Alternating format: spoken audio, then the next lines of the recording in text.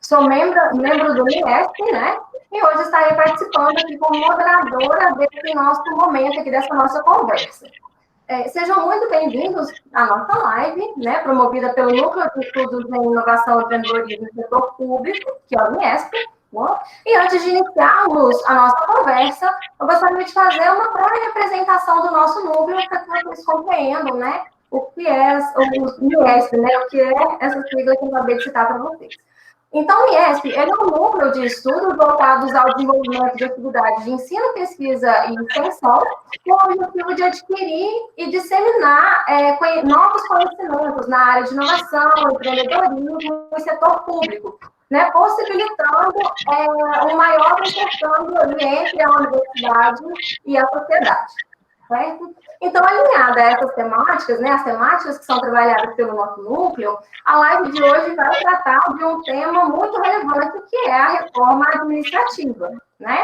Então, voltada à promoção de melhorias na prestação de na prestação do serviço público e na redução dos gastos governamentais, né, ela está prevista, né, para ser encaminhada ao Congresso em outubro desse ano e tem gerado aí muitas dúvidas e muitos questionamentos.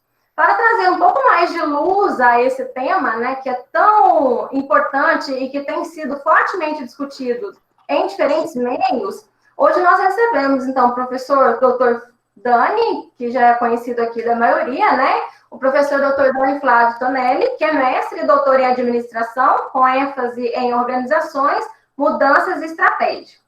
Professor associado ao Departamento de Administração e Economia da UFLA, Universidade Federal de Lavras, diretor pro tempore da Faculdade de Ciências Sociais Aplicadas da UFLA, que envolve os departamentos de Administração, Economia, Administração Pública e Direito. Ele também atua como vice-coordenador do NIESP, né, que é o nosso núcleo de inovação um núcleo de estudos em inovação e empreendedorismo no setor público. Boa noite, professor Dani. Boa noite, Suelen. E para dialogar, né, com o professor Dani, hoje nós recebemos a ilustre presença do deputado federal pelo Novo de Minas Gerais, Thiago Mitro, que atua como presidente da Frente Parlamentar da Reforma Administrativa do Congresso, né? Concorrendo pela primeira vez a um cargo eletivo em 2018, recebeu mais de 70 mil votos. Possui formação em administração pela Universidade Federal do Paraná e participou do Programa de Desenvolvimento de Lideranças da Harvard Business School. Também foi presidente da Brasil Júnior, Confederação Brasileira de Empresas Júniores, e diretor executivo da Fundação Estudar. No Congresso, tem atuado especialmente nas temáticas de educação, gestão pública e liberdade para se trabalhar e empreender. E hoje vem compartilhar, né, conosco os seus conhecimentos e opiniões sobre esse tema. Boa noite, deputado Thiago. Boa noite, Suelen, professor Dani, todos os alunos aqui que estão participando. Eu agradeço o convite de vocês, enorme prazer falar aqui com a UFLA. Imagina, o prazer é todo nosso em recebê-lo. Antes de iniciarmos a nossa conversa, né, só gostaria de lembrar que a nossa live ela será gravada, né, e disponibilizada posteriormente na página do NIESP no YouTube, ok? Então, para melhor andamento da nossa conversa, nessa nossa interação, eu solicito a gentileza de que os participantes deixem o microfone no mudo para que não haja ali interferência de som, ok? Então, para a gente começar, né, eu vou convidar o professor Dani, né, a abrir aí o nosso debate com uma fala inicial. Muito obrigado, Suelen. Gostaria de cumprimentar, né, o deputado Thiago Mitro, né, e agradecer mais uma vez pela presença, cumprimentar todos os que estão participando deste evento. Né, para nós é uma satisfação a gente promover esse tipo de debate que, sem dúvida nenhuma, acho que vai agregar bastante informação, especialmente aí para as pessoas que são interessadas, estudantes do campo da administração pública. Né? Gostaria de registrar aqui um agradecimento especial ao nosso egresso do curso de administração pública na UFLA, o Marcos Vinícius Cota, que é assessor parlamentar do Novo em São Paulo, que fez a ponte com o Pedro, né, que é assessor parlamentar do deputado Tiago Mitrô, né, e que nos possibilitou, né, fazer esse contato, e prontamente o Tiago, né, atendeu ao nosso convite, né, e se colocou à disposição para estar conosco aqui para conversar sobre esse assunto. Né. Eu posso me referir a Tiago, porque você é tão sim, novo. Sim, por favor. Não, é Tiago mesmo. Tá ótimo. Bom, eu queria inicialmente, né, para já, né, passar a palavra, né, sem muitas formalidades, ao Tiago, pedir um pouquinho que ele contasse um pouco da história dele, né, como que ele primeiro se tornou deputado, né, como o que atraiu ele, né, para o campo da atuação política, né, e como a vivência na universidade, especialmente aí no campo das empresas juniores, né, como que isso de algum modo contribuiu para que, né, de algum modo ele pudesse enxergar, né, nele próprio um potencial para ajudar, né, a população por meio da atuação parlamentar. Né? Então, eu gostaria de ouvir um pouquinho do Tiago, dessa história dele, né, e depois a gente pode, né, continuar. Bom, perfeito, professor Dani. Então, eu sou de BH, né, e acabei indo fazer faculdade em Curitiba, eu fiz administração no FPR, e logo que eu entrei na faculdade eu conheci a empresa júnior e entrei na empresa júnior do curso logo no primeiro semestre. Gostei muito, né, da experiência que eu tive lá, acho que eu estava buscando exatamente uma oportunidade de aliar a teoria que a gente vê em sala de aula às práticas do mercado. E eu gostava das aulas que eu tinha, era daqueles alunos mais caxias, assim, que prestava atenção, tirava nota boa, esse tipo de coisa, mas eu sentia, né, na faculdade de administração um gap, né, na formação prática no curso. E a empresa júnior, ela existe justamente para conseguir suprir, né, essa necessidade e ofertar aos alunos a oportunidade de você ter um aprendizado prático também do que você está estudando em sala de aula. Então, esse conceito me atraiu bastante, eu me dedicava bastante em júnior, fiquei 2 anos na minha empresa júnior e depois fui atuar nas instâncias representativas para conseguir contribuir, né, não só ter tido aprendizado na empresa júnior, mas contribuir com a expansão, né, e melhoria do movimento Empresa Júnior, primeiro no estado onde eu estava, que era o Paraná, e depois no país como um todo, né, através da Brasil Júnior, que é a Confederação Brasileira de Empresas Juniores. E foi uma experiência muito bacana, né, eu fui presidente da Brasil Júnior em 2010, e pude representar naquele ano o movimento Empresa Júnior brasileiro perante empresas, perante a sociedade como um todo, o governo e por aí vai, e trabalhar ativamente pela expansão do movimento Empresa Júnior e atuar justamente para a gente levar mais esse espírito empreendedor para dentro do ambiente acadêmico e conectar a formação acadêmica com o mercado de trabalho, que muitas vezes a gente vê uma lacuna aí, né, entre o mercado e a formação acadêmica, que essas organizações buscam justamente suprir. Né? Então, e teve uma outra parte importante da minha participação no Movimento Empresa Júnior também, que foi, acho que o espírito de querer servir ao bem público. Né? O Movimento Empresa Júnior tem um forte viés de trabalhar junto aos seus membros, aos alunos, a questão da retribuição para o país, das oportunidades que a gente recebe, né, de querer agir profissionalmente para transformar o Brasil, seja onde for, seja montando seu próprio negócio, indo para terceiro setor, para o governo, e naquela época eu meio que me inspirei nesse propósito do Movimento Empresa Júnior e decidi que o que eu queria fazer era trabalhar diretamente no desenvolvimento do Brasil. E na época eu confesso que ir para governo nem passava pela minha cabeça, né, política menos ainda, né, a gente tem uma impressão, e tem um certo grau de razão que a política é algo hoje, e o governo em algum grau também muito ineficiente, burocrático, a gente vê tantos escândalos na política, olha aqueles políticos que fazem alguma coisa errada e toma o todo pela parte, né, e acredita que o ambiente é um ambiente que não é muito propício para quem quer realmente ter um viés mais de propósito e de entrar na política por ideologia, querer transformar o país, né? Então, na época eu tinha essa visão um pouco negativa e então nem busquei oportunidades no governo, em política, por conta disso. Eu fui para o terceiro setor, fui trabalhar numa fundação chamada Fundação Estudar, que trabalha com formação de jovens brasileiros e formação como lideranças e ajuda também na decisão do jovem estudante universitário recém-formado, na conexão e na transição dele do mundo acadêmico para o mundo profissional, né? E atuei primeiro criando uma área de produtos ali dentro da fundação para expandir esses produtos para o mundo universitário, e depois virei diretor executivo, onde trabalhei 3 anos tocando a organização e liderando, né, o time nessa expansão que ela teve no Brasil ao longo aí dos últimos anos todos. E já estava há 7 anos na fundação, encerrando meu ciclo por lá, e comecei a ver o que seria um próximo passo para mim. Isso era meados de 2017.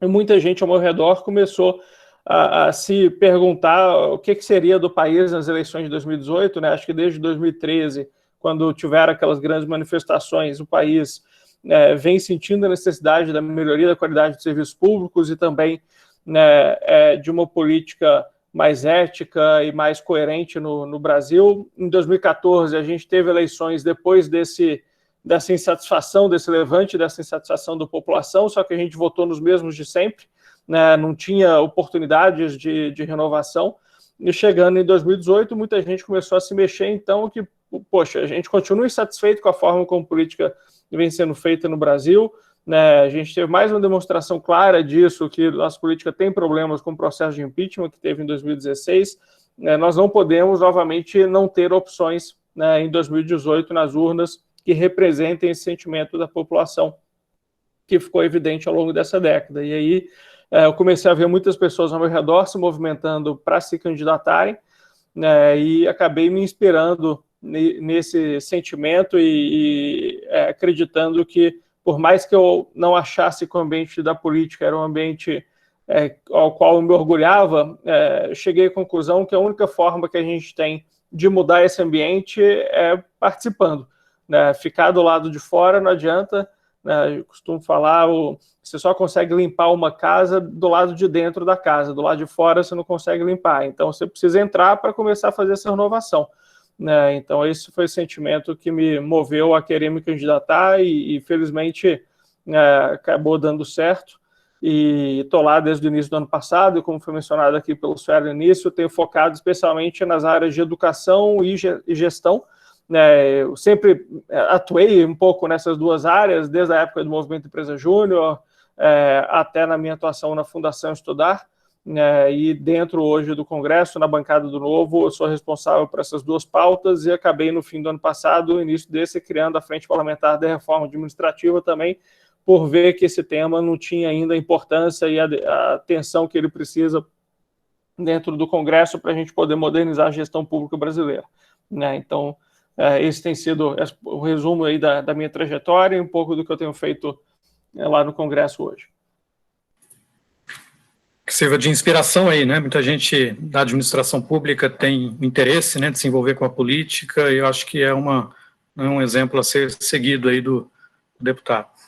Só para explicar, a gente fez trabalho com as disciplinas, até eu vi ali o Marcos Vinícius está presente, né, na sala, ele mesmo que sugeriu que a gente fizesse alguma coisa relacionada às disciplinas, né, porque a gente tem estudado modelos de administração pública, tem estudado também com estudantes que ingressam no curso de administração pública, que querem saber mais o que é a administração pública, e aí eu fiz um desafio, né, por sugestão lá do Marcos, de envolver os estudantes das disciplinas, de pedir para que os estudantes enviassem algumas questões que pudessem ser apresentadas ao deputado, e assim a gente teve uma resposta grande, né, da turma, né, todo mundo atendeu, enviou uma quantidade grande de perguntas, possivelmente a gente não vai ter condição de entrar especificamente em cada uma delas, mas a gente reuniu alguns grandes temas sobre a reforma administrativa, e a gente queria apresentar esses grandes temas e verificar, né, a sua opinião sobre essas questões. Antes de apresentar as questões da turma, eu fiquei numa curiosidade, porque uma das alunas, Aline Gregório, tinha falado da sua proximidade ou de algum modo, não sei como você se define, para mim, assim, aparentemente você se define mais no espectro liberal, né? Mas ela tinha falado alguma coisa de sua admiração com a questão do libertarianismo, né? E a questão que eu coloco é a seguinte, à frente da frente parlamentar, né? Que é mista, né, que tem partidos de vários espectros políticos, e buscando um consenso, buscando ali uma colaboração, você encontra esse espaço de colaboração, você acha que é possível, mediante o diálogo, mediante a exposição das ideias, chegar a consensos mínimos que são necessários para levar adiante uma proposta tão importante como a reforma administrativa? Não, perfeito, Daniel. Acho o meu papel, né, e de todos os outros parlamentares que se preocupam em fazer a nossa legislação avançar e modernizar, é dialogar com todo mundo que está lá. Não fui eu que defini os 513 deputados, 81 senadores, né, a população que escolheu. Eu dei a minha contribuição no meu voto e fazendo campanha para aqueles que eu acreditava, mas o Congresso, né, ele é formado por uma amplitude de ideologias, de perfis, que não coube a mim escolher, mas a população brasileira. Então, uma vez chegando lá, o meu papel é justamente dialogar com aqueles representantes da população e dos estados para construir esses consensos. Obviamente, a minha visão, minha ideologia é algo que eu busco representar nos meus posicionamentos, nas proposições que eu trabalho, nos relatórios que eu articulo, mas eu entendo que não é a minha ideia especificamente que vai ser aquela que vai prevalecer, né? Então, e também existem muitas convergências entre políticos de diferentes partidos, ideologias, em temas que às vezes a gente não espera, né? Então, o papel da frente parlamentar não é fazer com que a minha visão, né, como Thiago, deputado novo, prevaleça, mas encontrar os caminhos de convergência entre políticos de diferentes espectros, diferentes ideologias, para que a gente possa avançar. E é isso que eu tenho buscado fazer, como você mencionou, hoje são, na mesa diretora, né, da frente, nós temos 17 deputados e senadores de 13 diferentes partidos.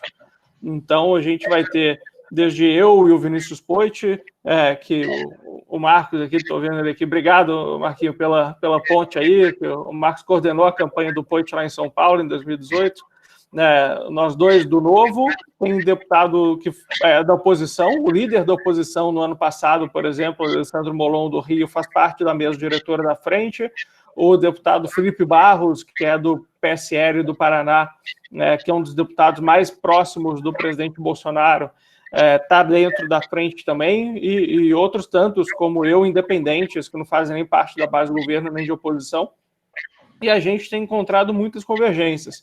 E acho que algo que facilita a gente encontrar convergências é o grau de defasagem da nossa atual legislação em relação à administração pública, porque tem tanta coisa tão distante do que todos nós acreditamos que deveria ser, né, que talvez uns gostariam de avançar 20 metros, outros gostariam de avançar 100 metros, mas aí você encontra esses primeiros 20 e todo mundo sabe que tem que avançar, então vamos focar nessa convergência dos 20 metros para cá e depois a gente descobre qual vai ser o próximo passo, né? Mas o importante é a gente não permanecer onde está, sendo que praticamente todo mundo concorda que mudanças precisam ser feitas, né, na legislação brasileira em relação àquilo que tange a administração pública. Então, é justamente esse papel que eu tenho buscado desempenhar como presidente da Frente Parlamentar, e tem sido bem interessante, né, esse diálogo e encontrar essas convergências que existem para a gente poder modernizar a administração pública.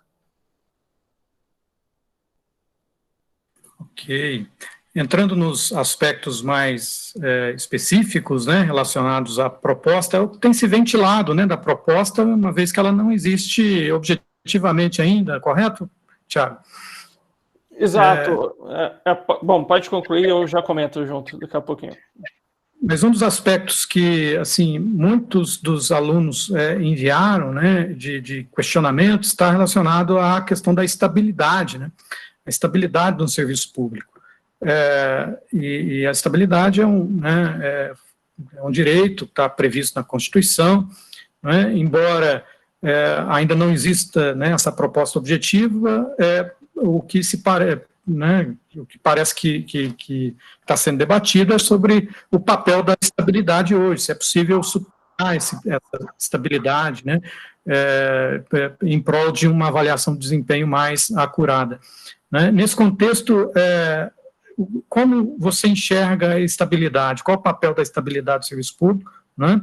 E se você acha que a estabilidade ainda é importante hoje, e se for para ser flexibilizada, em que grau, né, ou em que nível, né, de flexibilização isso ocorreria?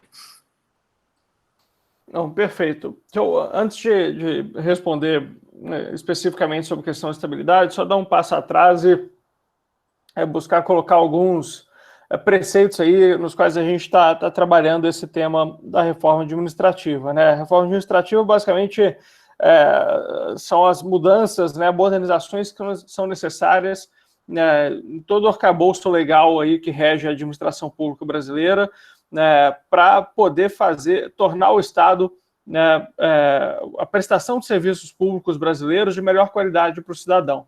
Acho que outro diagnóstico que é consensual, né, que o Brasil presta, a qualidade do serviço público brasileiro é muito aquém do que poderia ser, do que o cidadão precisa e merece receber. E isso não é culpa do servidor específico, né, de quem está lá batalhando no dia a dia para prestar aquele serviço, mas é da estrutura com que hoje está montada e que não é uma estrutura que é propícia, né, ao desenvolvimento do servidor e à prestação de bons serviços públicos. Né? Então, a gente tem estudado tudo isso que rege, né, a construção da administração pública brasileira, identificado onde estão ali os gaps de performance, as oportunidades de melhoria e, feito esse diagnóstico, aprofundando em quais são as soluções tecnicamente corretas e politicamente viáveis, né, para que a gente possa entrar num processo constante de modernização da gestão pública, da administração pública brasileira.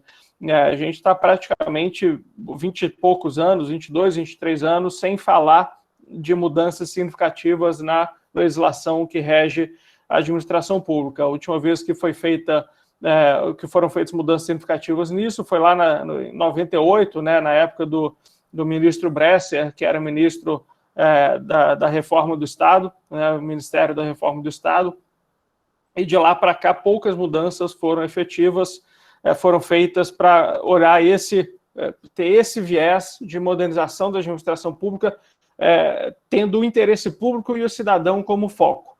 Né? Acho que esse é um outro ponto importante também. Qualquer discussão que a gente tenha em torno do que está hoje defasado, né, ou que impede a boa qualidade de serviço público, essas mudanças elas têm que ser feitas no olhar de melhorar a qualidade de serviço para o cidadão e proteção do interesse público. Né? E os agentes hoje dessa discussão, sejam os servidores, sejam os políticos, seja quem for, né, eles são meios para que você debata a melhor qualidade de prestação de serviço para o cidadão. Da mesma forma que a gente não pode olhar uma reforma política do ponto de vista do interesse dos políticos e dos partidos, né? Os políticos e os partidos servem à população e a reforma política ela tem que ser conduzida com aquilo que melhor atende aos interesses do eleitor. A reforma administrativa, da mesma forma, ela tem que ser conduzida de acordo com aquilo que serve ao melhor interesse do cidadão, né? Daquele que é o consumidor dos serviços públicos. Agora, isso não significa que nós não temos que levar em consideração as demandas e as experiências e as visões, né, de tantos atores, desde sindicatos de servidores, corpos técnicos de órgãos, né, importantes, academia, né, e todo mundo aí que se interessa pelo tema e tem algum interesse legítimo em relação ao que vai ser feito com a reforma administrativa brasileira, né? E o que eu vejo, esse preâmbulo todo, é para falar que a gente identificou inúmeras oportunidades de melhoria, né, na legislação atual.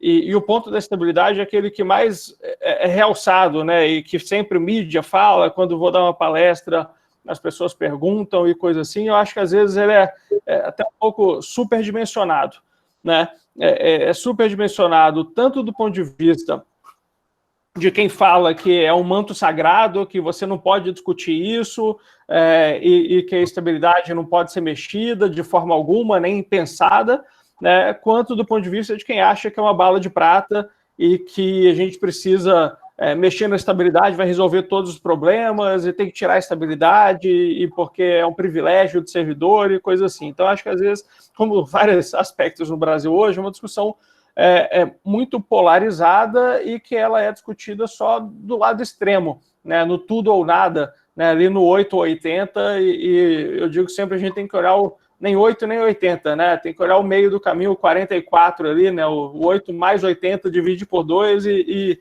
enxerga um caminho do meio ali, né. Então, primeiro, eu não acho que a estabilidade hoje é o maior problema da administração pública brasileira, né? Eu acho que tem inúmeras outras alavancas que a gente pode mexer, que vão resultar numa melhor eficiência do setor público, mas já que o assunto está em debate, eu acho que cabe sim uma avaliação do que acontece hoje com a estabilidade, qual é a regra atual, né? E a regra atual, né, todo servidor, né, ele está ali submetido ao regime jurídico único, né, que garante, a partir da aprovação do servidor no estágio probatório, a estabilidade plena, né, até a sua aposentadoria ou exoneração, né, seja a pedido ou ali por um processo disciplinar, uma coisa assim que acontece, mas raras vezes, mas acaba acontecendo. Ou um baixo desempenho, que é previsto na Constituição, mas não regulamentado, né?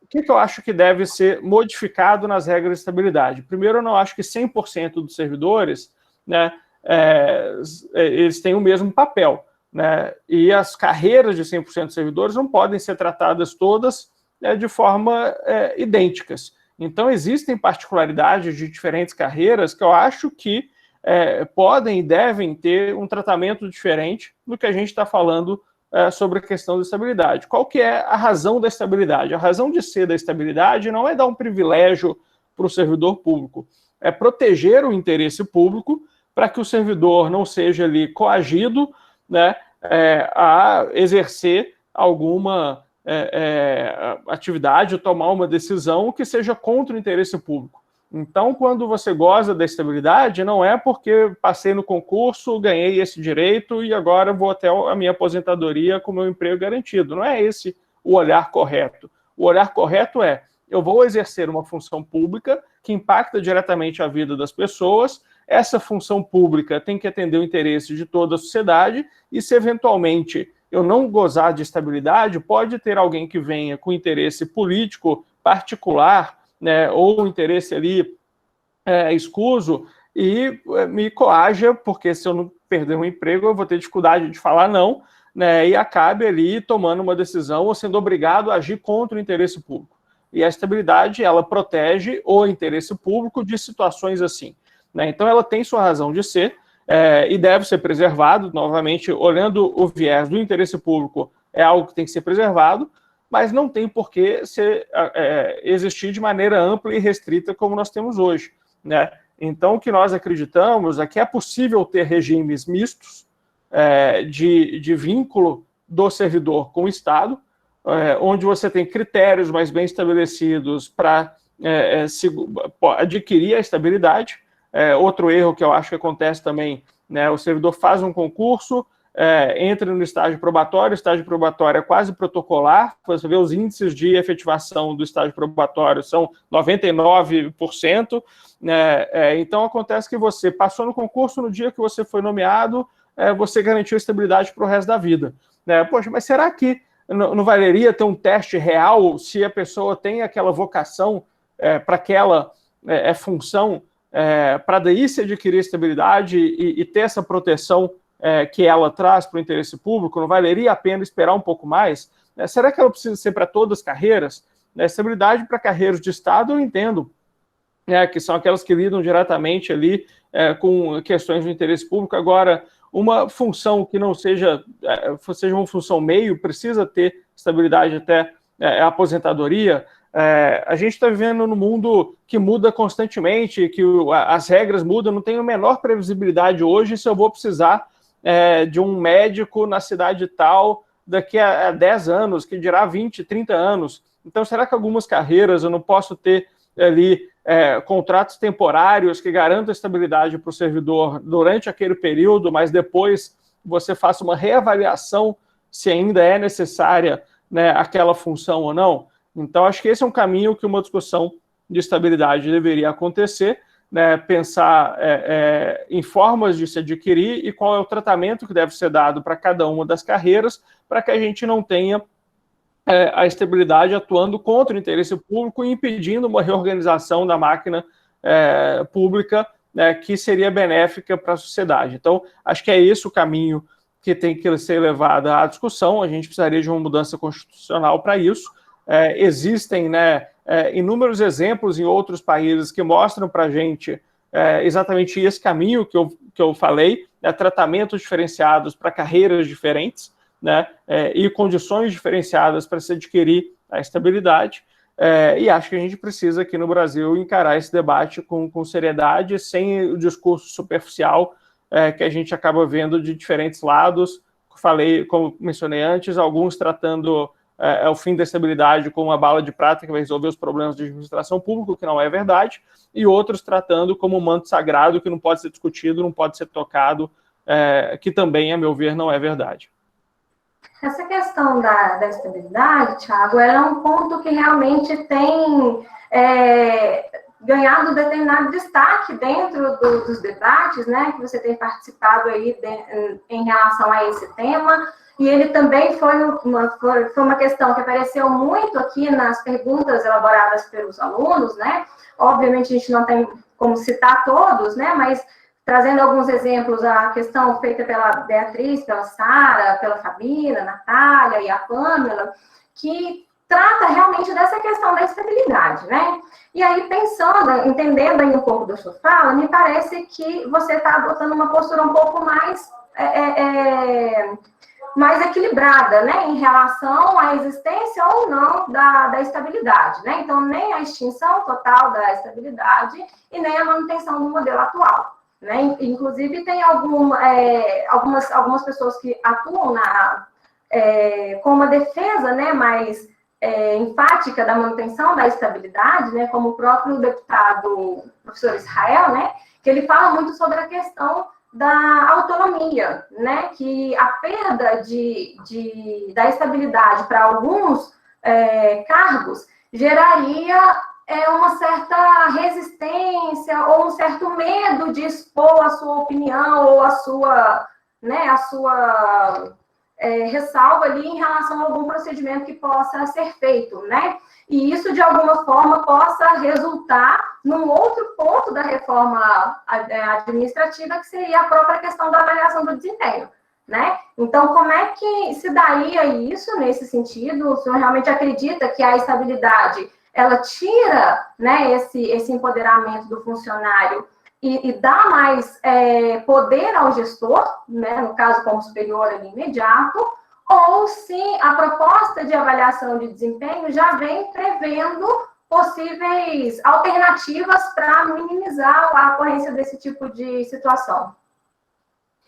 Então, perfeito. Eu acho que essa avaliação é outro ponto muito importante também, né, e que hoje enfrenta uma resistência na discussão, que, de novo, tem um viés que é correto, que é garantir a proteção do interesse público, e existe um outro viés que a meu ver, incorreto, que é a manutenção do status quo, né? Como eu falei, o diagnóstico de que a administração pública hoje, as regras estão defasadas e os resultados para a sociedade estão aquém do esperado, são consensuais. Né? Então, nós temos que fazer modificações. Né?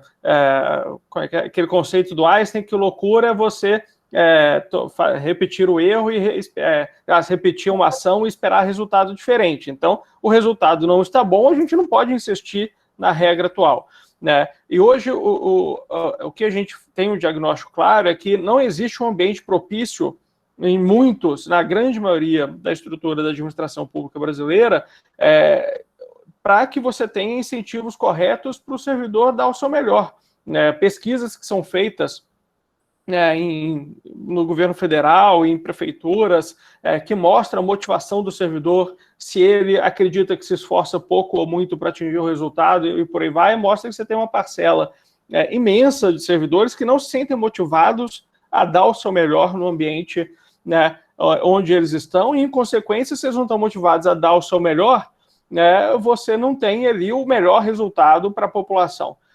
E o que são fatores que acabam gerando isso? Primeiro, você entra num ambiente que ainda tem uma prevalência, né, de remuneração e progressão automática.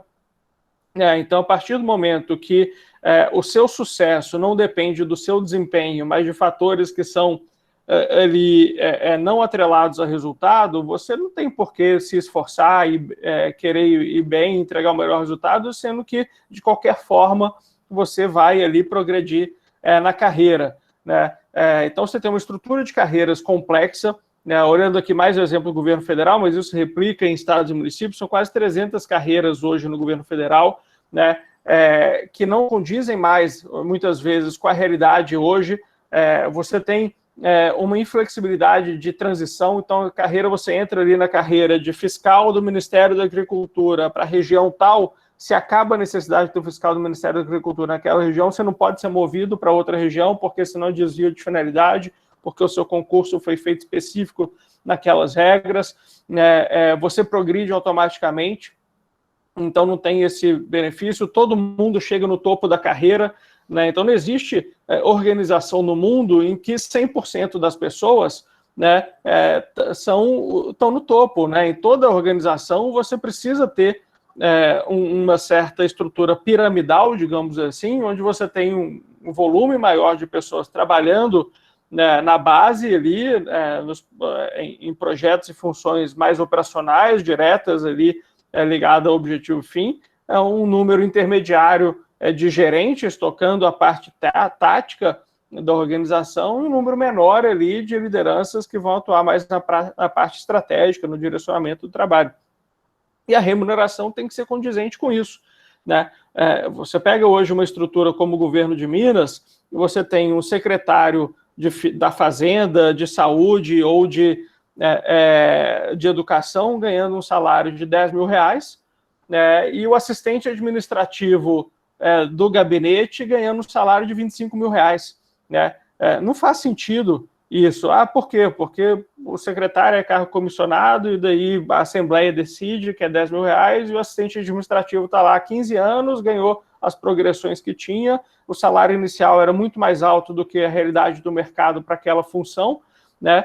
E aí foi meio que sem querer, querendo, evoluindo, né? E tudo. Então essas são as grandes questões que para mim têm que ser modificadas, né?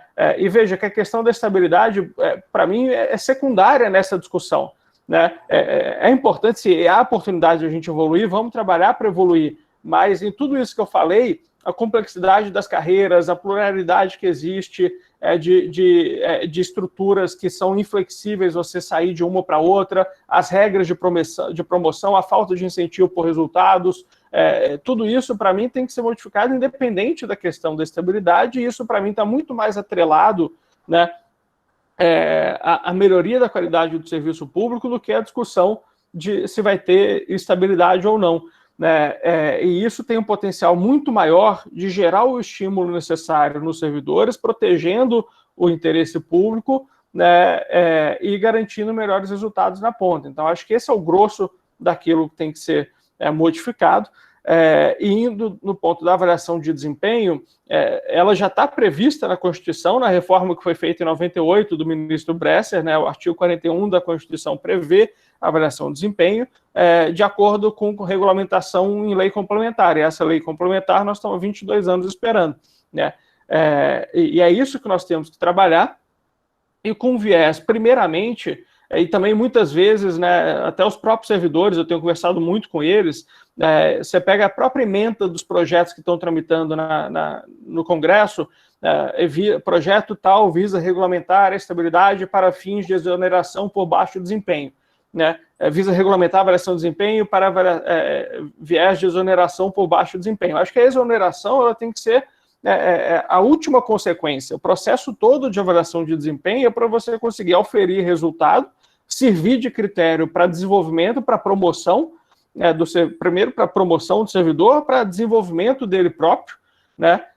E por último caso, se você auferir ali um baixo desempenho que repetidamente baixo desempenho, foi oferecida uma oportunidade de desenvolvimento, o servidor não respondeu à altura do que precisava, aí eventualmente você tem um desligamento, uma exoneração. Agora, o viés de desenvolvimento é muito importante. E, de novo, fazer isso de uma forma que proteja o servidor de não ser coagido pelo seu gestor direto ou o que for, né? Se for uma avaliação que está submetida simplesmente à avaliação de uma pessoa que pode ter um interesse escuso ali por trás, aí você não protege o interesse público. Onde que a gente vê bons critérios, né, e bons exemplos? Você tem em vários países, né, que tem bons serviços públicos, como Portugal, Estados Unidos, Nova Zelândia, Colômbia, Chile, por aí vai. Você tem normalmente um órgão central de gestão de pessoas que é responsável por construir as principais diretrizes de todo o ciclo do servidor dentro da gestão pública e criar critérios e padrões que vão ser observados pelas áreas, né, vão ver se isso está sendo seguido ou não. E avaliações de desempenho normalmente são feitas em órgão colegiado, para que você não tenha ali na mão de uma pessoa só, né, uma decisão, e esse órgão colegiado com critérios objetivos de resultado, quanto mais numérica for a avaliação, melhor, que você diminui o espaço para subjetividade, você toma as decisões de encarreiramento do servidor, né? Então, tem a turma que tem receio de ser criado um critério de avaliação que prejudique o interesse público. Normalmente, eu vou falar sempre essa palavra, interesse público, que é isso que tem que ser o viés de qualquer mudança que a gente faça, né? Estão certos em não querer que seja feito de uma forma que prejudique o interesse público, mas esse receio não pode impedir o debate, não pode impedir o avanço. Ele tem que fazer parte do debate e chegar num modelo que proteja o interesse público, mas também proteja o cidadão de não ter que conviver com o serviço público ineficiente por mais tempo, né? Então, é isso que nós estamos construindo e acho que vamos encontrar um bom caminho aí no meio para poder implementar uma avaliação de desempenho que esteja adequada, né, a todas as preocupações e baseada nas melhores práticas internacionais também. Dentro desse contexto, já pegando também um pouco da sua fala, a própria questão mesmo da mudança, por si, ela vai gerar resistência, né? E como é ainda um projeto que ainda não é conhecido, né? Ainda não tem, não foi formalmente apresentado esse projeto, mais ainda, né? Principalmente para o servidor que vai ser diretamente impactado por esse projeto, né? Não só em relação à questão da estabilidade, mas em outros pontos, como a própria questão da avaliação de desempenho. Nesse sentido, a questão que fica será que se for feito, de repente, uma maior aproximação com o servidor, né? Inclusive, você fez aí na sua fala já um comentário em relação a isso, né? Que tem ouvido alguns servidores e tal. Você acredita que, a partir do momento que o servidor começar a se sentir ouvido, né, começar a se sentir parte desse processo, essa resistência ou essa visão distorcida do que é a estabilidade ou a perda dessa estabilidade pode ser minimizada? Certamente, Sueli, é isso exatamente o que eu tenho feito, né? Nesses últimos meses todos, na frente da reforma administrativa, tenho me reunido com frequência com representantes dos servidores, com sindicatos, com a Frente Parlamentar do Serviço Público, né, que é presidida pelo deputado professor Israel, que você mencionou, né, e através desse diálogo que a gente tem construído esse caminho intermediário, né, muitas preocupações, como eu mencionei antes, que são levantadas pelos servidores, são preocupações válidas, onde realmente a preservação do interesse público é o objetivo, né? E a gente vai trabalhando e enxergando esses caminhos aí do meio para que a gente chegue num momento, mas não impeça. O mais importante é o receio de más medidas não podem gerar como resultado uma barreira para o avanço de boas medidas. Acho que é isso que tem que estar em mente de todos aqueles representantes servidores e de qualquer segmento da sociedade que estão participando do debate. A gente precisa conciliar esses interesses junto com os interesses do cidadão que precisa de uma administração pública mais eficiente, né? E é isso que eu tenho feito à frente da frente parlamentar. Tiago, você falou bastante sobre a questão da avaliação de desempenho e um aspecto assim que provoca bastante debate nas salas, né, entre os alunos, é sobre o regime de contratação, porque muitas vezes a avaliação de desempenho, como ela é pro forma, acaba que passado ali o período probatório, né, o período probatório ele não funciona efetivamente como período probatório, que seria uma segunda etapa, né, da avaliação, se a pessoa tem ou não vocação para o serviço público. Acho que esse é um ponto fundamental, né, se a pessoa tem ou não vocação para o serviço público, né, e a forma como a maioria dos concursos é conduzida, até para diminuir a influência da judicialização, é uma forma que acaba beneficiando as pessoas que treinam fazer aquelas provas objetivas, mas que não necessariamente têm ou apresentam vocação para o serviço público, né? E isso é bem diferente de algumas novas modalidades, que inclusive algumas ONGs têm trabalhado com parcerias com o Estado, para a contratação de funcionários de livre nomeação, baseado na vocação e no estudo do currículo, para ver se a pessoa, de fato, tem algo a oferecer além do conhecimento, né? Obviamente o conhecimento é importante, mas tem perfil também que precisa ser considerado. Enfim, esses aspectos, de algum modo, eles podem ser objeto de revisão, até nessa flexibilização de contratação, né, como você mencionou, né, essa possibilidade de dispensar essa flexibilização? Bom, com certeza, Dani, e um dos pontos que a gente tem trabalhado é justamente numa legislação de modernização dos concursos públicos, né, porque, de fato, existe esse efeito que você mencionou, né, a seleção para os servidores públicos, para o ingresso, né, de um funcionário público no serviço público, ela tem que ser impessoal. Agora, a impessoalidade não é sinônimo de prova objetiva decoreba, né?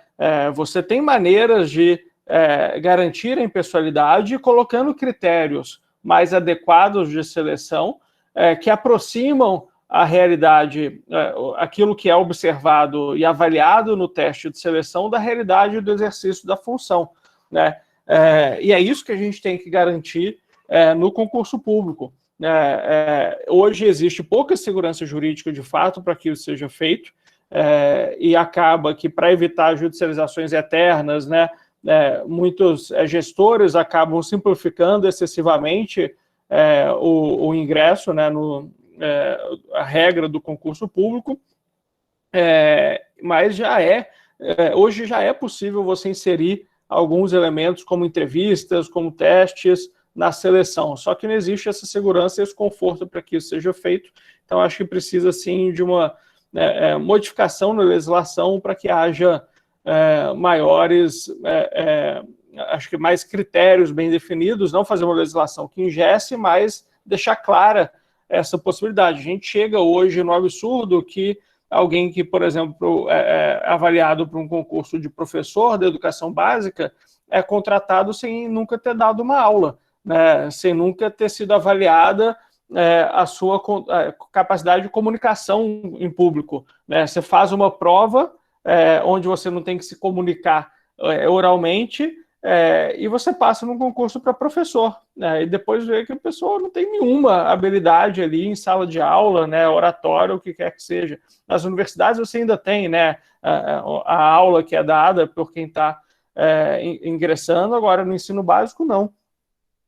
Como proteger? Isso para mim não assim, não é aceitável a gente não ter uma prova de seleção que avalie minimamente os critérios daquilo que deveria ser avaliado para você exercer uma boa função, né? Então, isso certamente é um dos temas que a gente tem trabalhado e esse já tem um projeto, inclusive, em tramitação, né, está parado na CCJ da Câmara hoje, porque as sessões das comissões foram suspensas esse ano, em virtude da pandemia, né, então a gente já está elaborando um texto, está sem relator hoje, que infelizmente o relator faleceu no início do ano, né, era o deputado Luiz Flávio Gomes, e a gente está trabalhando para, tão logo seja instalada a comissão, a gente possa oferecer um relatório para trabalhar essa modernização do concurso. Em relação à visão ou valor que as pessoas atribuem, né, ao serviço público, a gente tem diversos estudos aí que mostram a dificuldade que o serviço público tem de se desempenhar bem nesse quesito, né, na percepção da população. População, nos estudos comparativos, né, da OECD, os estudos, outros diagnósticos que têm sido feitos, mostram nitidamente esse valor que às vezes é prejudicado, justamente pela qualidade, né? A população percebe os serviços públicos de uma maneira negativa, de modo geral. Qual é o papel da reforma, e essa foi uma pergunta enviada também, né? Qual é o papel da reforma na mudança desse cenário, né? É possível resgatar um pouco da imagem do serviço público mediante a população, né, de modo geral, né, e a reforma ela tem um papel nisso? Qual seria? Olha, certamente, Dani, obviamente não é algo que vai ser modificado de uma hora para outra, né? Parte das decisões que nós vamos tomar nesses próximos meses, aí, anos, são decisões que geram efeitos de mais curto prazo, outras só vão gerar efeitos mais de médio e longo prazo, né? Quando nós estamos falando de modernizar regras do concurso público para que a administração pública tenha condições de selecionar, né, servidores mais adequados para a função, tudo isso vai fazer modificação no médio e longo prazo, né? Afinal de contas, uma modificação na porta de entrada do serviço público, né, não vai afetar em quase nada a estrutura atual, vai afetar, obviamente, a parte do funil de entrada daqui para frente, uma vez que você tiver ali um certo ciclo, né, de trocas acontecendo, de trocas naturais acontecendo, aí você vai ter, tende a ter, né, um conjunto de servidores mais bem selecionados e aptos para a função do que talvez tenhamos hoje. Agora, então isso vai levar um tempo ainda para acontecer. Agora, por outro lado, tem inúmeros aspectos que hoje são demandas da sociedade, que nós já temos condição de aprovar, que vão gerar efeitos imediatos, né? Um exemplo claro é o fim dos super salários, né? Que são aqueles salários extra-teto, né, que existe hoje na administração pública brasileira, notadamente no judiciário, né, notadamente no judiciário estadual, né, onde você tem juízes, desembargadores ganhando remuneração há alguns meses de R$100 mil, R$80 mil, cento e tantos mil reais, né, regras como férias de 60 dias, aposentadoria compulsória sendo a maior punição para alguém que comete infrações, inclusive graves, né, esse tipo de coisa é algo que a gente pode modificar, né, e no caso dos salários extratetos, né, dos chamados super salários, já tem um projeto pronto para aprovação no plenário da Câmara, que já foi inclusive aprovado no Senado, e que regulamentaria esse tipo de distorção, né, e certamente você reduzindo ou até eliminando essas distorções, parte dos efeitos que hoje geram essa percepção na sociedade vão ser eliminados, né? Então, o que nós temos que fazer é esse conjunto de modificações de curto e médio prazo. Alguns desses, com efeito imediato, acho que deveriam ser priorizados, inclusive nós da frente temos como prioridade justamente o projeto do extrateto, né? E já seria um avanço significativo, a meu ver, para começar a recuperar, né, essa imagem que hoje, infelizmente, uma parte da população tem do funcionalismo, né? Inclusive afetado por eventos recentes, né? A gente tem, por exemplo, Dani, eu vou te pedir um minuto que eu preciso só retornar, que está chegando no horário que eu tinha combinado. Eu vou conseguir ficar mais um pouquinho, eu preciso só de um minuto para me organizar aqui. Desculpe. Tranquilo. A gente pode... Suelen, acho que já está chegando no limite, né, que ele estabeleceu, né? A gente não vai conseguir, obviamente, esgotar as perguntas que foram enviadas, então eu vou pedir para você coordenar aí, se tiver alguma pergunta, alguma questão que alguém queira apresentar. Eu vi que no chat tem uma pergunta que foi colocada ali, tem várias outras questões que foram enviadas e que não, né, a gente, infelizmente, não vai conseguir, né, fazer nesse momento, mas a gente pode propor ao deputado enviar essas questões a ele, né, para que ele possa enviar, né, as respostas para a gente, e aí a gente deixa, né, divulgado também aí para o pessoal que tem interesse. Né? Desculpa, voltei. Eu consigo mais uns 20, 25 minutinhos aqui, não sei qual que é o tempo de vocês, do meu lado, eu posso me organizar dessa forma. Excelente, Thiago, está ótimo. A gente estava conversando aqui que a gente não vai esgotar a quantidade, são muitas questões que foram enviadas. A gente estava querendo propor para você, depois enviar essas questões, se for possível, depois do retorno, porque aí a gente podia, né, aquelas que não foram respondidas, né, aí a gente podia depois compartilhar com os participantes do evento, né, para, né, caso alguém não se sentiu contemplado aqui, possa pelo menos ter acesso à sua visão daquilo que foi colocado. Né? Tem algumas pessoas que estão colocando algumas perguntas aí no chat também, mas uma coisa, pegando da última fala sua, uma coisa que apareceu também nos questionamentos foi a relação da reforma, e como que a reforma na administração pública do nível federal pode, de algum modo, catalisar reformas nos estados e municípios. Afinal de contas, serviço público, ele abrange estados e municípios, né? Mas o governo federal, normalmente, ele dá o start, principalmente nesse campo aí da administração gerencial, né? E no campo das reformas, como que, de algum modo, a administração pública federal pode ser vetor também de reforma nos demais entes da federação, e sobre esse aspecto aí do judiciário, né? O judiciário, ele de fato, um campo muito difícil, né?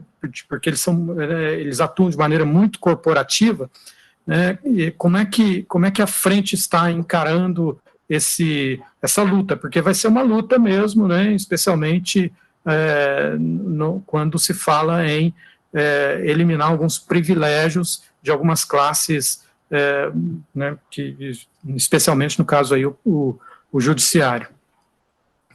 Não, perfeito. Primeiro sobre a questão de respostas a dúvidas que a gente não consiga responder aqui hoje, estou à disposição, e inclusive eu e a Frente Parlamentar, a gente está produzindo, né, conteúdos que são frequentemente publicados nas nossas redes sociais, então convido todos aqui, né, que estão participando a me seguirem aí, no Instagram, Twitter, Facebook, o que cada um preferir, né, só pesquisar Thiago Mitrô, né, como deve estar aparecendo aqui no meu vídeo para vocês, que aí vão ter acesso, né, com frequência, forma frequente a conteúdos a respeito do tema, e nós iremos lançar também pela Frente Parlamentar até o fim de setembro.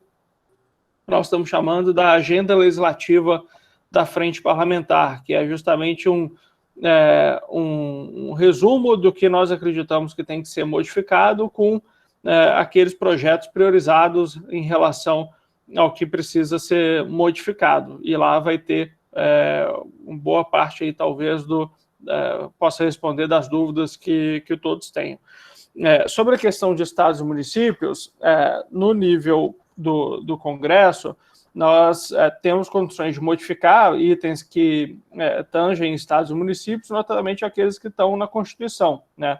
Quando nós falamos de modificação no regime jurídico único, que hoje está no artigo 39 da Constituição, né, e isso afeta diretamente, né, o regime de todos os servidores do país, né, inclusive de estados e municípios.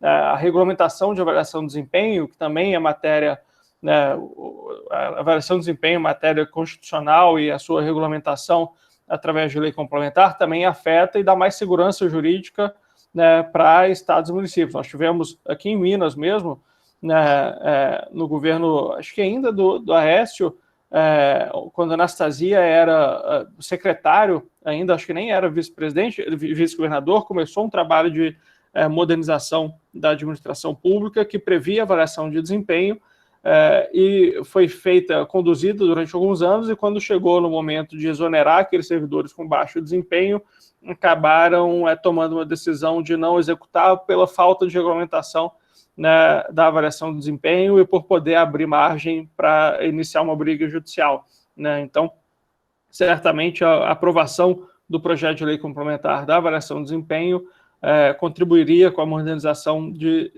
da administração pública em estados e municípios também. Agora, é importante sempre a gente falar que muitos dos itens que eu mencionei aqui, que são dificuldades da administração pública federal, como a pulverização das carreiras, as regras de progressão automática, a falta de uma estrutura piramidal, né, tudo isso que é uma organização da estrutura, né, da gestão interna, dos entes, dos governos, já pode ser modificado por estados e prefeituras aqui no Brasil, né? Então não precisa de nenhuma alteração constitucional para você fazer uma racionalização, né, da estrutura de carreira da sua prefeitura, do seu estado, né? Você já pode fazer isso, não tem nenhum impedimento, precisaria ser feito, né, por iniciativa do próprio ente federativo, não é algo que nós possamos fazer a nível federal, por ferir a autonomia aí do ente, né? Então, mais assim, mas por outro lado, a gente sabe que fazendo isso a nível federal, você de fato estimula essas mudanças a acontecerem nos outros entes. A gente viu isso com a reforma da Previdência, por exemplo, né, que ela foi feita a nível federal, não incluiu os estados e municípios, mas vários estados em sequência conduziram os processos ali de mudança da Previdência estadual, como o governo de Minas está tramitando agora na Assembleia, e a mudança da regra federal estimulou os estados a fazerem o mesmo. E tem uma terceira forma ainda, que é uma forma onde esse incentivo fica mais cristalino, que é você mudando alguma regra de acesso a um financiamento da União, alguma regra de acesso a um benefício de um programa federal, onde você possa colocar determinadas modificações da legislação dos estados e dos municípios que sejam pré-requisitos para o acesso a essa regra, né? E isso a gente pode instituir também, e pode ser um fator aí de acelerar esse processo de modernização da administração pública nos entes subnacionais. E acho que tinha uma terceira pergunta que você falou, que agora... A questão do judiciário, né? Isso, do judiciário, né? A gente tem, da mesma forma com os entes federativos, as limitações de iniciativa, né? Então, uma reforma administrativa interna, digamos assim, do judiciário, que iria requerer uma alteração da LOMAN, né, da Lei Orgânica da Magistratura, que, se não me engano, é da década de 60 no Brasil, ela precisa ser de iniciativa do judiciário. E a gente sabe que existe uma resistência no judiciário de enviar uma proposta de modernização da LOMAN, uma por não ter muito interesse nessa modernização, por questões corporativistas, como você mencionou, e outra por um receio, né, de perder o controle se enviar para o Congresso daí abre uma oportunidade para que se tenha uma modernização acontecendo nessa legislação, não de acordo com o que o Judiciário tinha expectativa, mas com que o Congresso venha a querer decidir, né? Então, a gente sabe que existe essa limitação, que a gente pode mexer são em questões constitucionais, né, ou que já estão previstas na Constituição e requerendo lei complementar, né, como a questão dos super salários que eu mencionei há pouco. Isso daí não precisa esperar, aguardar nada do Judiciário, já está pronto para ser votado na Câmara, como mencionei. Nós temos pressionado para que essa votação ocorra o quanto antes, né? Então, a gente tem trabalhado nessa articulação e também com o Judiciário, né, para ter um convite ao próprio Judiciário para repensar, né, a sua estrutura. A gente, a meu ver, teve uma decisão ruim na semana passada na Câmara de criação de um novo TRF, inclusive no nosso estado, Minas Gerais, né, não por acreditar que a justiça não tenha que ser mais célere, mas, a meu ver, por a gente estar buscando jogar mais água num balde furado, né? Você precisa ter uma reestruturação, né, completa, a meu ver, da forma como a justiça é estruturada, o processo de digitalização, de distribuição de processos, antes de buscar aumentar a estrutura, né, de tribunais regionais. E a solução que, infelizmente, eu vejo que é dada para problemas como a gente tem hoje da lentidão do judiciário é sempre criando mais estrutura na promessa de que a nova estrutura vai resolver o problema da ineficiência. Historicamente, a gente vê que, infelizmente, isso não acontece e a gente aumenta a despesa pública sem aumentar necessariamente a efetividade dela, né? Então, mas, enfim, não podemos ganhar todas, né? Mas temos lutado para, no mínimo, dar, acho que essa visibilidade para esses problemas e articular também com o próprio Judiciário, o Ministério Público, o Tribunal de Contas da União, um caminho para uma reforma administrativa que seja o mais amplo possível. Tiago, essa discussão, né, ela é uma discussão muito ampla. Nós temos aí uma quantidade enorme ainda de questões, né, que a gente poderia gastar aqui mais muitas horas aí debatendo sobre esse tema, mas a gente tem aí limitação, né, de horário. Então, eu vou já aproveitar para trazer 2 pontos, eu acho bacana, né, para a gente já ir caminhando já para o encerramento desse nosso momento, que uma é uma pergunta, né, do Luan Henrique, que ele coloca aí no chat, né, qual o papel da profissionalização da administração pública na proposta de reforma administrativa. E aí, só para complementar, e eu posso repetir novamente a pergunta caso seja necessário, eu gostaria que você comentasse, se possível, sobre o andamento da aprovação dessa reforma, né? Porque agora, com a questão da pandemia, né, muitas coisas acabaram sendo deixadas em segundo plano e foram priorizadas outras que eram mais urgentes. Então, você acredita que, de alguma forma, a gente consiga trabalhar na aprovação dessa reforma, mesmo que seja para o próximo ano, ou isso seria uma coisa que aconteceria um pouco mais para frente? Então, Sérgio, é um ótimo ponto. A reforma administrativa ela tem que ser vista, a meu ver, como as reformas, né, na verdade, porque ao contrário do que foi a discussão da Previdência, ou que está sendo a discussão da tributária agora, a gente não está falando da aprovação de somente um texto, uma PEC, que vai endereçar o grosso ali dos problemas, né? A reforma administrativa ela tem uma característica que são vários textos legais que precisam ser aprovados para que a gente consiga avançar nessa modernização como um todo. E com isso, o que nós estamos fazendo é mapear esses textos que precisam ser feitos. Nós vamos precisar de algumas PECs, algumas leis complementares, algumas leis ordinárias, né, para serem aprovados. A gente está mapeando tudo isso, já tem projetos em tramitação, como eu mencionei 2 aqui, da modernização dos concursos públicos e do fim dos super salários, que já estão prontos para avançar, e com isso a gente tem uma melhor noção do que cada um desses passos, de quando cada um desses passos pode ser dado. Por uma reforma mais ampla e mais profunda, a gente precisa, sem dúvida nenhuma, mexer em questões constitucionais, e a gente precisa, sem dúvida nenhuma, da participação do Poder Executivo, que, infelizmente, tem dado sinais muito controversos ao longo, né, dos últimos tempos, A gente sabe que desde a aprovação da Previdência para o Ministério da Economia, a reforma administrativa é uma prioridade. Eles, inclusive, já tinham um texto pronto, que até onde sabemos, isso é amplamente divulgado, ficou parado no Palácio do Planalto por discordâncias do próprio presidente Bolsonaro e de alguns ministros mais próximos, e então nós temos essa própria dificuldade de convicção do governo federal, né? O Ministério da Economia convicto de que a reforma precisa avançar e o presidente com uma opinião diferente, e nós não sabemos quando que isso vai ser vencido, e sem essa iniciativa do Executivo fica difícil prever qualquer coisa, né? Mas o que nós acreditamos é que os projetos que dependem somente do Congresso, com a construção que está sendo feita, acredito que, voltando às comissões, né, que vão ser aí, aos poucos reinstaladas por questão da pandemia, acredito que num período de 6 meses a 1 ano, a gente conseguiria aprovar os principais. Vindo a proposta do Executivo, acho que um período de 6 meses a 1 ano também seria um período razoável para essa reforma tramitar e ser aprovada. Agora, não sei dizer quando que vai ser esse pontapé inicial, né, que o Executivo precisa dar. Então, estamos com essa dependência hoje.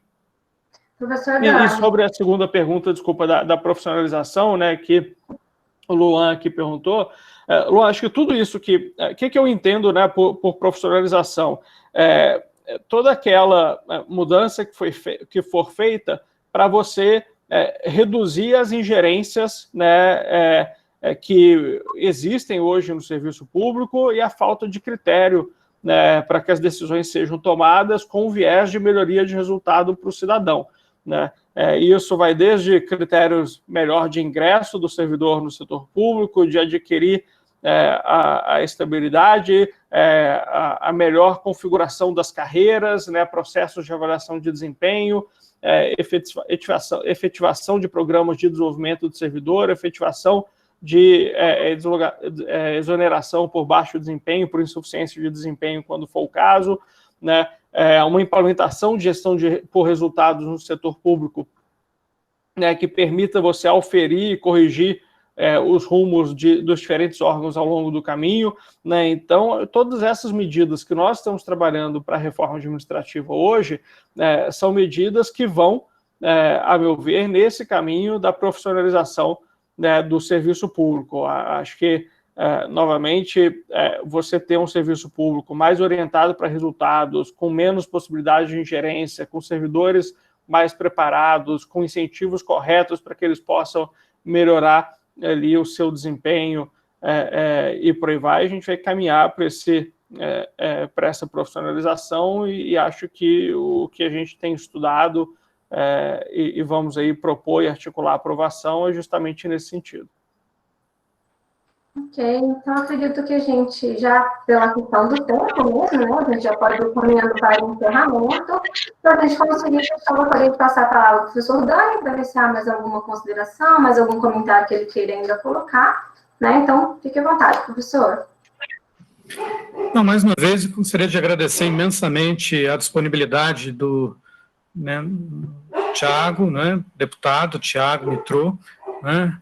Muito obrigado aí pela presença, e a gente, né, passando esse período de pandemia, a gente já, desde pronto, faz um convite para que você venha aqui na universidade. Nosso curso de administração pública é um curso, né, que já tem, né, produzido muitos frutos. O Marcos Vinícius é um deles, né, e outros mais que estão espalhados aí pelo país, contribuindo com essa profissionalização da gestão pública, né?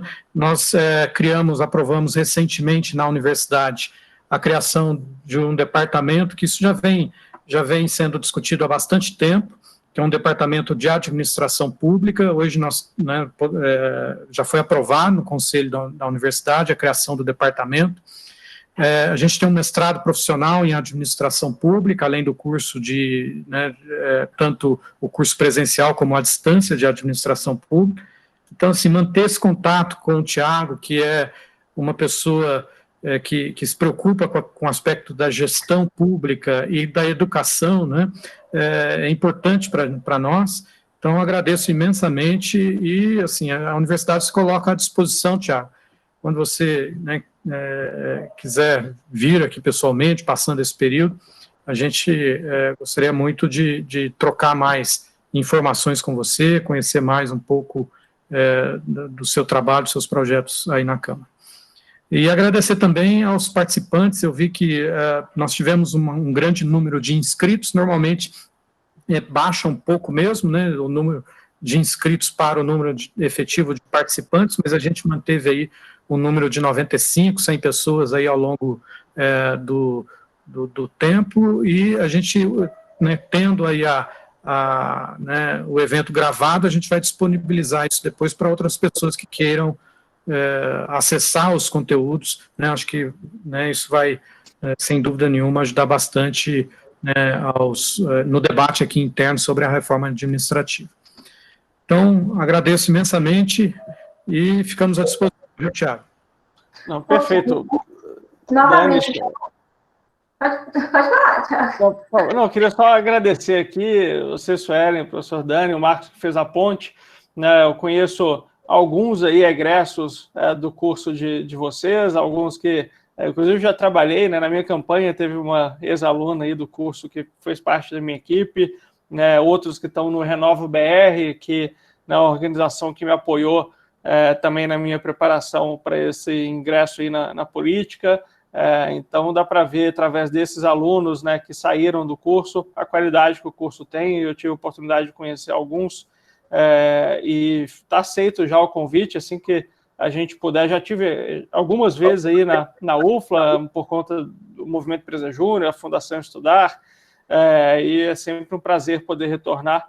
E então, quando as condições permitirem, a gente certamente combina aí uma visita para poder continuar esse debate. Como eu falei, convido aqui a todos que têm interesse no tema a acompanharem as redes sociais, tanto minha quanto da Frente Parlamentar da Reforma Administrativa, para poderem ir se inteirando, participar aí dos eventos que a gente conduz e poderem receber os materiais também que estão sendo produzidos e com isso a gente ampliar o debate e participação de todos.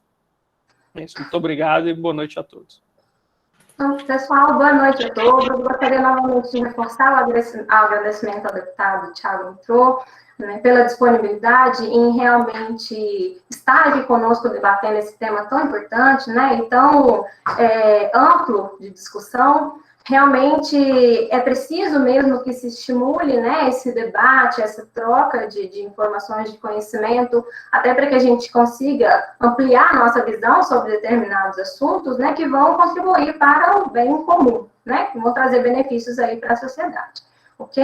Então, só lembrando, pessoal, todas as perguntas que nós recebemos aqui no chat também já estão arquivadas, tá? Então, serão disponibilizadas para o deputado Thiago Mitrô, né? Que ele, dentro ali da sua possibilidade, estará, né, dando as devolutivas para nós, ok? Então, lembrem-se só de assinar lá a lista de presença e eu agradeço a todos os envolvidos, professor Dani, pela oportunidade e demais participantes aí do nosso debate. Boa noite, pessoal. Tchau, boa noite.